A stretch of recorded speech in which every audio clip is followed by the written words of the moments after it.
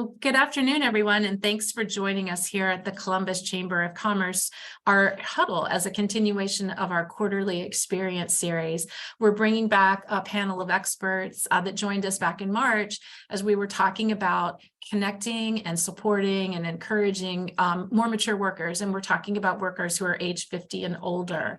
So my name is Kelly Fuller. My role here at the Chamber is Vice President of Talent and Workforce. And I'm going to ask our speakers, we'll just go in alphabetical order. Carol, Jamie, Raina, and TJ, if you would just go around and quickly introduce yourself to our visitors today. Thanks, Kelly. I'm Carol Ventresca. I'm the former director of a nonprofit called Employment for Seniors, and my background has been in nonprofit and educational opportunities for individuals who were job seekers. So thanks for having us today. Of course. Hey, Jamie. I'm Jamie Phillips. I'm with New Directions Career Center. I work there as the employment specialist. I've been there about 7 years, and prior to that, worked as a recruiter doing recruiting locally here in Columbus. Thank you. Raina? Yes, hi, my name is Raina Sims. I am Associate State Director of Outreach and Advocacy for AARP Ohio, and my background is previously with state government. But with AARP, I'm working diligently to make sure that the 50+ community are accounted for in terms of the workforce and community endeavors. Thank you. And TJ. Excellent. Good morning. Is it morning or it's afternoon? Good afternoon. My name is TJ Johnson, President of Trabian Enterprises. We're an information technology solutions company headquartered in Dublin, Ohio. We specialize in information technology solutions and artificial intelligence solutions through our partnership with IBM Watson. We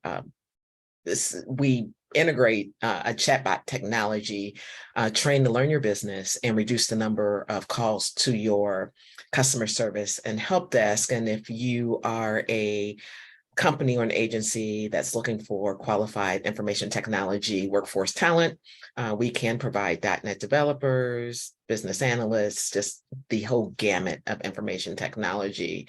Our commitment to our community through our community service programs. One is our flagship program, Seniors in Technology, where we work to bridge the digital divide for our seniors to keep them in the workforce, and also provide them with education and technological innovative solutions to keep them above the trends and on the information technology highway. Oh, thank you. Well, welcome to all of you on the panel and to all of you joining us today. Between now and about 1:45, we're just going to have a very open conversation, very informal. Encourage you as people that are joining us today to join in either through the chat or raise your hand. Let us know if you have questions or how you'd like to engage. But I'm going to start off with, I know we talked about this a little bit in March at the actual Experience Series event, but what are businesses getting wrong about the age 50 and older worker? What are the misconceptions out there, and where are businesses missing the boat? And anybody who wants to jump in on that? I think businesses are missing the boat with the sheer volume of relationships that the 50+ community bring. Whether we have exited and returned to the workforce or remain in the workforce up through our 50s, we bring a great deal of relationships with us, long-standing relationships that also have built trust in the community over time. So I think it's important to recognize that those relationships can lead to future business expansion. So relationship building, I think, is very important, and some folks are just not getting that message in terms of what we bring to the table. Raina, that's a great connection idea. Our networks are huge, and we can find not just people, but resources and information much more quickly because we've been doing it for so long. But also to tag into what Kelly said when we first started our little conversation here today, is that older adults aren't just one little pot of people. It's a very dynamic, different group by age, by background, by experience. And Jamie, I think you were going to lean into. Yeah, I was just going to add stability, maturity, great skills. I mean, if someone's 50 and over and in the workforce, they're doing it. I mean, they probably have to financially, but they also want to as well. And so the fact that they've been around for a while says that maybe they're being more selective in the opportunities that they're choosing to go into and work for. Maybe they don't need those growth-oriented positions. Maybe they just want to find an organization that they can contribute to and you know, have a insight and input into and not have that pressure of that next promotion or moving up the corporate ladder. They've been there and done that in many cases and just want a good environment, satisfaction, and to have stability while they bring it as well. And I'm going to go out on a limb a little bit here and say too that sometimes with in my experience, that sometimes businesses will make an assumption because someone has all this great experience or all this well-developed network and great problem-solving skills and job skills, that if I do want to come back and maybe take a job that isn't, the things that I was doing for the majority of my career, my experience has been some businesses will say, well, this person's going to get bored or they're not going to really want to be here. What do you guys think? Is that also a misread? So I know for me as a small business owner, we look for mature workers because they have that experience and they're bringing 20, 30, 40 years of expertise to our small business. As a small business owner, I wear several hats, and mature workers for our small business alleviate a lot of those hats. We can put our trust in them because they bring the expertise. We value them because of their years of experience. So we can trust them to do more within our business. And they, as a business owner, you necessarily, most of the time, you're leading, right? Mature workers become your advisor, and they can partner with you in helping you develop and grow your business. So it's so significant for a small business to recruit mature workers because they bring loyalty, they bring advising, they bring expertise, they bring wisdom. Which is really underrated, especially in tech when, technology values energy, right? It's all about 20s and 30s. But wisdom is equal to energy. And as a small business owner, we thrive and grow on wisdom, education, support, loyalty, and mature workers bring that to small businesses. That's a good point. I think another misconception is that a 50+ worker is just, 2 steps or 2 years away from retirement, and that perhaps this next position would just be a gap filler, when that is hugely not the issue. And to Jamie's point, we would have selectively chosen to interview or be considered for a given position on all the things that we want. Either there's flexibility available or what all the things that would bring us to that position. We specifically sought that out for a reason. So we're not gap fillers. We're seeking to have an extension of our careers or continue to grow in some places in something totally different to bring about a sense of enjoyment in what we do. So we're not gap fillers. We are taking our careers very seriously.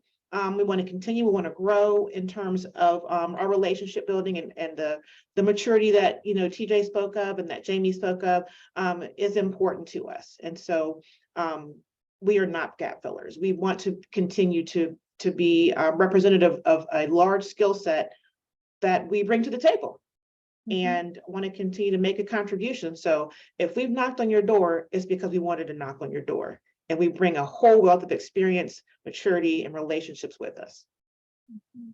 Great.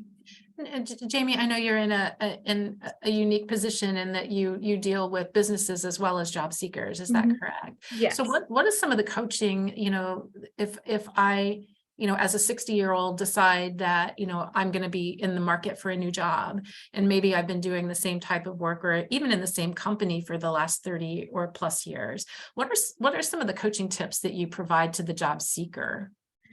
Letting that enthusiasm come through, the fact that they have researched the position and the employer. A lot of not 50 plus people or younger people, sometimes will just fly by the seat of their pants, if you will, and not have done that legwork prior to that. And I've spoken to numerous employers who one of their first questions is, what do you know about us and why are you sitting here? And they want to know that you've done your homework on them.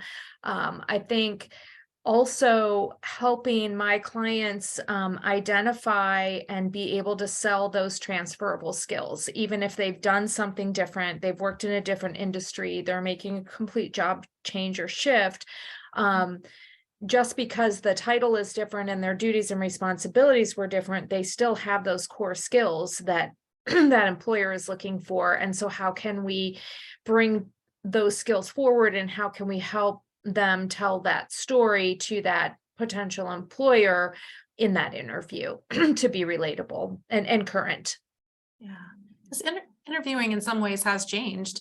When I think about back to the first real job I had out of school, the interview process looks significantly different. In fact, I'm not even sure that I interviewed for my first job. I think it was one of those, just come and, you'll be hired. And I was fortunate and that I was. So yeah, I think just that adjustment on the part of the job seeker as well, especially if you've not been in the job market for a period of time.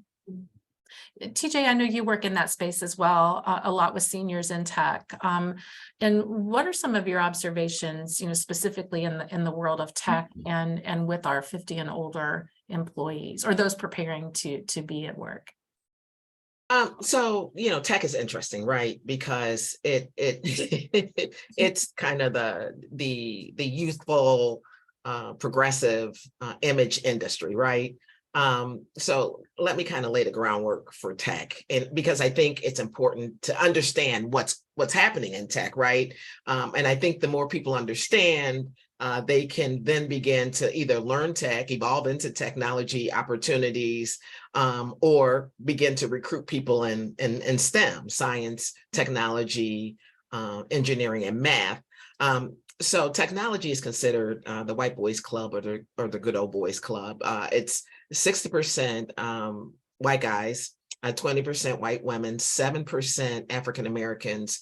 Out of that 7%, 3% are African American women, and 0.05% are African American owners of tech companies in IT. So I make up 0.5%. I tell people I make up a half a penny in tech, right? Tech workers over 50 struggle for job security in tech, right? Because it's a 20s game, it's a 30s game. And when you have people like Mark Zuckerberg saying, 20-year-olds are smarter just because they're 20, they have energy and they're younger. People in their 30s are tolerated. And this is straight from Mark Zuckerberg, the president of Facebook. People in their 40s are starting to look over their shoulders, and people in their 50s are anticipating a pink slip, right? So we have to constantly work in tech to encourage people who are over 50 to stay in tech. And it's difficult because right now, so many women CEOs who have worked to get to that point are now kind of being run out of tech because they're over 50, right? So we have to make people aware of what's happening in tech: ageism, sexism, discrimination, right? It's blatant. Nobody hides it.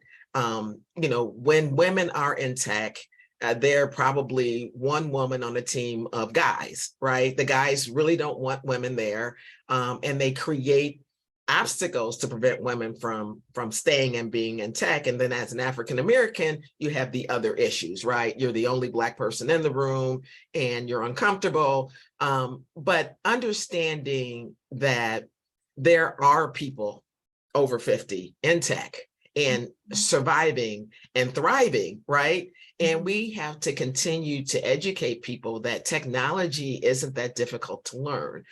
There are companies out here that are upscaling. There are government agencies that pay to upskill workers. Every 2 years, we tell people over 50, learn new skills so that you can stay viable in the industry. So it's just really educating people, number one, that these things and obstacles and challenges exist in tech, and then it's providing them with the solutions and the tools and the support to keep them in the industry past 50, right?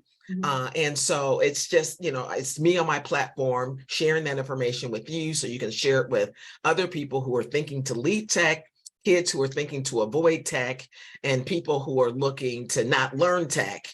It's just alleviating the fear and having people go where no man has gone before, or woman in this case.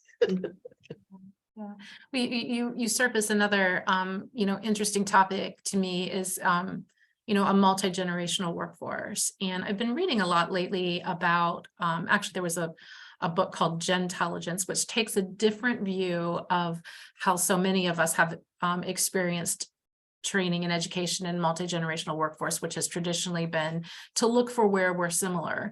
And this particular book says, maybe we're getting that wrong. Maybe we should be looking about how we are different and trying to leverage those differences, and trying to celebrate those differences and figure out how they work. And that was a, kind of a different, perspective for me. And I'm just curious, kind of your thoughts on, multi-generational workforce, how important is it that we're, including, and TJ, you started to talk about, some of the different decades of work and, one person's, Mr. Zuckerberg's observation. But, what are your thoughts on a multi-generational workforce and what businesses can do either in that building how we're alike or really focusing on the differences that make us a better, more, productive team of workers? Well, definitely, I can share what we have done and what a lot of businesses are doing, right? Because they know that these are the challenges within tech, and we need multi-generational, we need a multi-generational workplace. So Microsoft had a open pledge commitment to a multi-generational workplace and age diverse work environment. So it's having, Cisco and Dell and Microsoft come out, because it's fine that we're in small sessions doing this, sharing this information, but we need major corporations coming out, committing to it. A growing number of companies are celebrating the fact that their workforce is over 50, so we need people sounding the horn. Hey, we're celebrating the fact that, 40% of companies are celebrating a workplace that's multi-generational. We have to create a safe place for employees that's open and transparent, because it doesn't make sense to have a multi-generational workplace or an age diverse workplace, and you're not listening to the people from those various generations that you spoke of earlier, because every generation has different challenges, issues, and a different voice, right? Understanding diversity starts at the top, right? We just can't have diversity, in the boardrooms. We have to have diverse chairmen and chairwomen. Because when diversity starts at the top, then diversity can come down to the C-suites and then come down to the VPs and the supervisors and the managers. But as a small business owner, when you have diversity coming down, it even comes down to the suppliers and the vendors. And one of the things that we started doing that I think makes all the happiness in the world is to celebrate multicultural holidays, right? So in tech, we have Buddhists, we have people from India, we have African Americans. So, celebrate Diwali, celebrate Juneteenth, celebrate Kwanzaa. We just have to start looking at this from a different perspective when we're looking at it from a multicultural, multi-generational workplace. And I want to take a moment to touch on the word different or difference. In a multi-generational workplace, I choose to look at difference or the differences in complements instead of differences, Right. where one set has one skill set or life experiences, the other set has the complement. And having that creates a balance in the workplace where you have just that, you have a balance. So I think that that's important in a multi-generational workforce, and it's all about perspective. So I think in the ways that some of our employers are thinking in terms of deficits of having a 50+ community, they need to be thinking the opposite. I mean, because we're complementing that younger workforce, and that is invaluable. So I think it's important to, as we choose words, to choose words wisely so that we can continue to, as we're talking about this in this landscape, use positive imagery, positive words, because words matter. So I think, differences should be looked at as complements, and then how that impacts the workforce. I agree. And I read something recently, I think it was in Harvard Business Review when I was doing some research on a thought leadership piece that follows up to this huddle, that went through a lens of diversity, equity, and inclusion, that looking at a large swath of businesses across the United States, that particular review found that there were, different races represented, people with varying abilities represented on companies' websites, but only 8% showed like an older workforce, a more mature worker as, part of their team in their outward facing, website or marketing collateral. So I thought that was a really kind of an interesting point as well. Carol, you took yourself off mute. Did you want to weigh in? I'm here. Okay. My apologies to everyone, because I keep my summer cold as I'm coughing away. To go back a bit, that notion of the differences between older and younger workers, it goes back to something I mentioned, I think, during our March program, that issues and needs of an older adult and those solutions are likely the same solutions to the needs and issues of younger adults. So if we are not to look at individuals differently because of race, culture, color, why would we want to look at them differently because of age? So it goes back to that notion of ageism is the only ism that we seem to be allowed to use. So let's sit back or step back and look at our older adult applicants, not as a 50-year-old, a 60-year-old, or even a 70-year-old, but as an individual with a specific skill set that I need. Yeah. So I'm probably 3 steps back in this conversation, but No, you're No, fine. that's good. so No, you're fine. Jamie, any thoughts on that?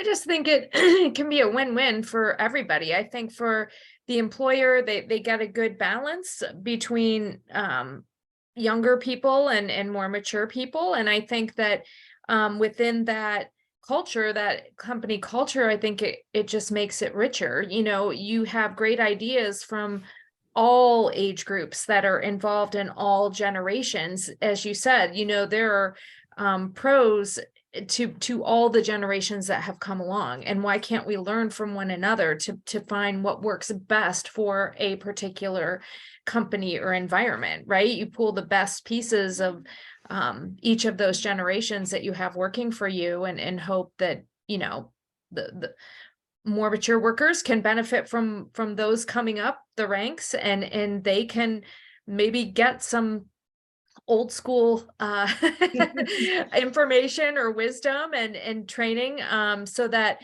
they will, those of us who are over 50 have achieved success. So maybe we can impart some of that on the younger generations that are coming up and continue to build success amongst the ranks in those organizations. one of the things that I think Jamie has probably done with clients that I used to do too, is the flip side of all of this is that we make sure that we are preparing our older applicants with the skills they need to convey all of this positiveness that they bring to the table. So oftentimes I can remember being, as I aged during my time at Ohio State, often I would hear people talk about, oh, let's try this, let's try that, new ideas. And I'd sit there and I'm sure the look on my face was been there, done that. And that's not the face that an applicant wants to have when they're talking to a multi-generational group.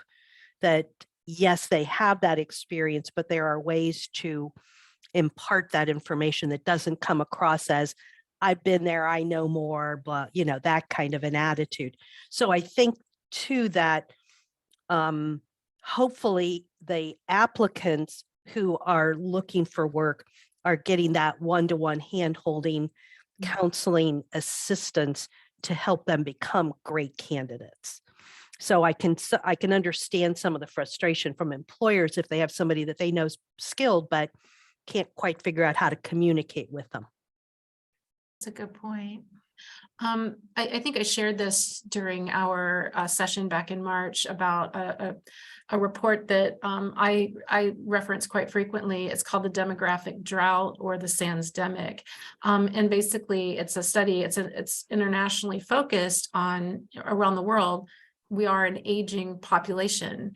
And in fact, other industrialized countries like Brazil, Germany, Japan, Italy, others are seeing, their population getting older, where there are fewer people being born. In fact, in the United States, the same report suggests that by 2035, in the US, we'll have more people age 65 and older than we will have under the age of 18. So we will continue to see people working longer. And I think to Jamie's point earlier, a lot of times it's financial necessity, to continue to work past an age that, others may have, planned to leave. It's also as a math, issue. We just don't have, the folks following to come into some of these roles. That makes me start to think about things like succession planning, especially, in smaller businesses that the chamber, focuses on, what role or what can we be doing collectively in the different jobs that you all have and in those that you serve, be doing to help businesses with succession planning, with that focus on with an older worker, with a more mature workforce, and with the understanding that, they may be leaving next year, they may be leaving in 10 years, does that change succession planning? I think it puts more of the importance on building intergenerational relationships in the workplace so that generational knowledge is transferred.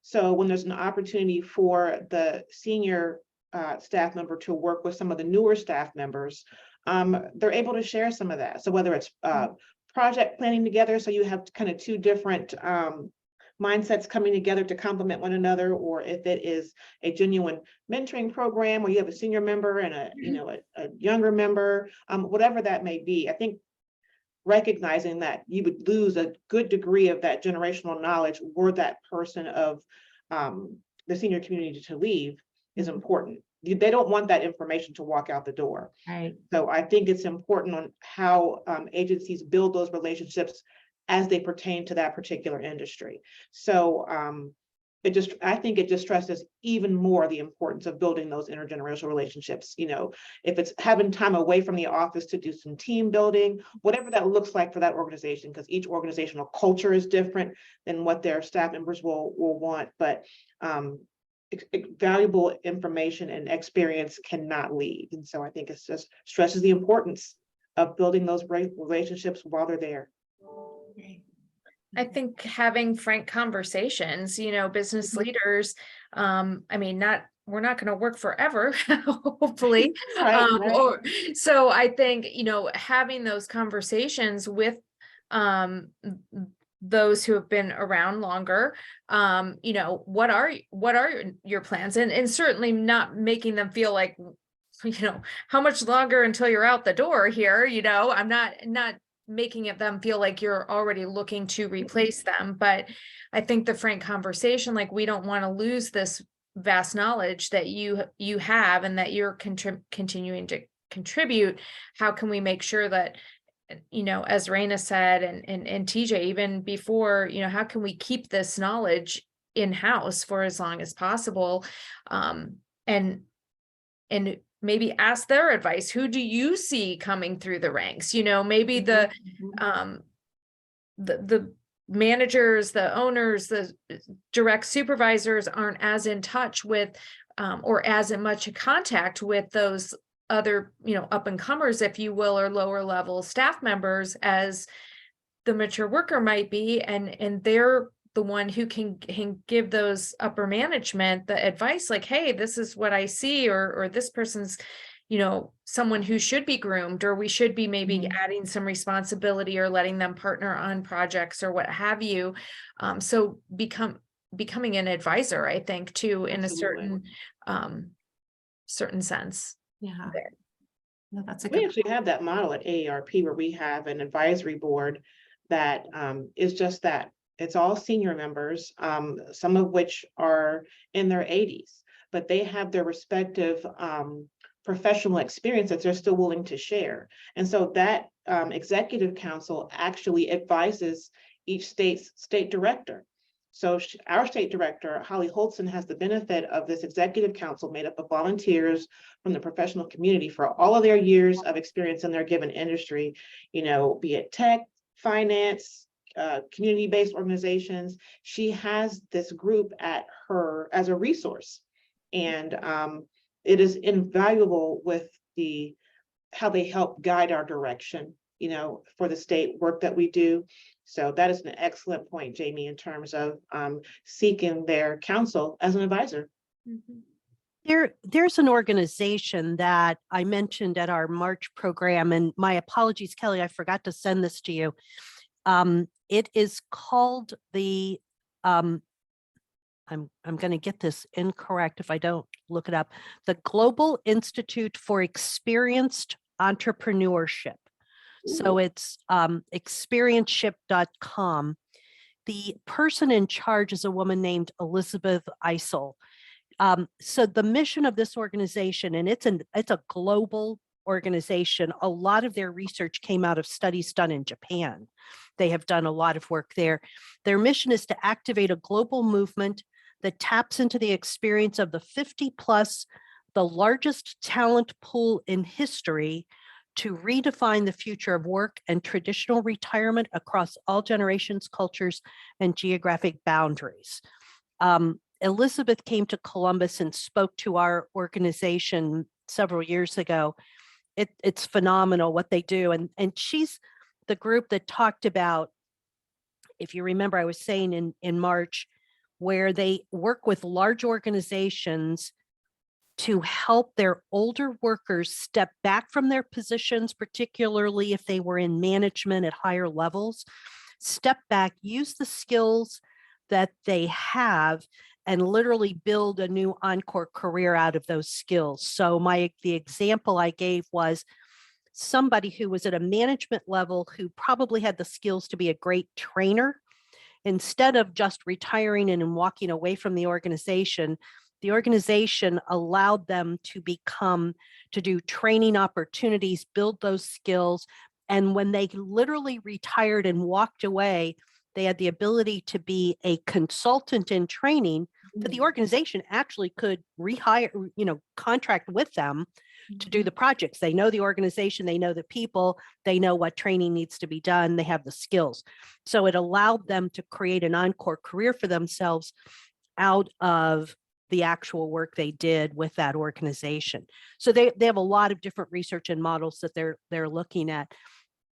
What we probably need to do is to really look more globally at how other large companies, small companies around the world are doing this, because some of it can be done without huge additional extra costs. It could be done in terms of really building the organization as a whole. Right. I love that encore career. I wrote that down. Oh yes, I love that. The funny part, when I was an academic advisor before the recession in the early 2000s, I was telling all of my students that there's going to be plenty of jobs out there, because all those retirees, boomers, are going to be retiring and going into encore careers, which at that that time, Encore careers were looked at as volunteer positions. Well, needless to say, we boomers like being paid for what we do. So we've stayed in the workforce. Yeah, and that's also an interesting, concept, because with the way work has changed and how, and where we work, in some cases, depending on the job, if you are somebody who possibly is retired or semi-retired and you spend a portion of the time maybe in another part of the country, there are projects and things that you could do, because we can do so much virtually at this point, as we've proven over the last few years. So that was another piece that had surfaced from the research I was doing about, kind of to your point, Carol, and others, that just because someone has, like, they're no longer in that role of manager or what they were doing before, and then they become trainer or facilitator. And then at some point, even when they're technically officially retired and maybe in another spot, even using that person as a consultant to continue to keep that that intellectual property, if you will, within the organization. We're coming up on our last few minutes here. Do want to give an opportunity if anyone that's joining us today has any questions or comments, if you'd like to surface those now in the last 6 or 7 minutes. And also I'd ask for those of you on the panel, if you don't mind, if you are open and could put your contact information in the chat as well, for those that might want to reach out and learn more about your organizations. And Carol, I think you just sent me something on that particular agency you were speaking of. Yes, I just sent you an email with information on Elizabeth and the GIEE organization, so you'll have that to distribute. Okay, and I can put that in the chat here as well. Right.